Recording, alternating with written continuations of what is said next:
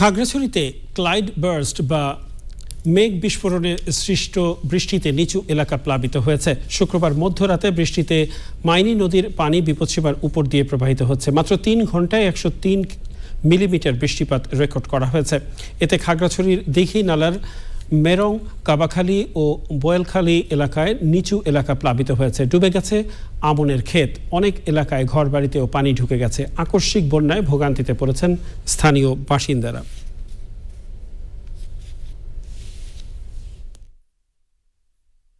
রাতের 1টা থেকে হয়েছে। 1টা থেকে হওয়ার পরে সকালে ঘুম থেকে উঠে দেখি যে দরজায় পানি, আর 6টার পরে দেখি যে ঘরের ভিতরে পানি ঢুকে গেছে। পানি তো হঠাৎ করে বেড়ে গেছে, রাত্রে কিছুটা বৃষ্টি হয়েছে, এখন সকাল থেকে তো মেঘ অবস্থা ভালো।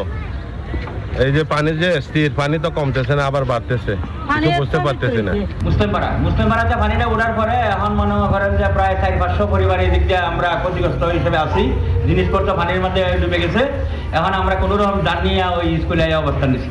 রাতভর বৃষ্টি হচ্ছে, আমরা সকালে পানি তো ঘরে উঠে গেছে, আমরা আশ্রয় কেন্দ্রে আসি গেছি, কোনো কিছু নিয়ে আসতে পারিনি।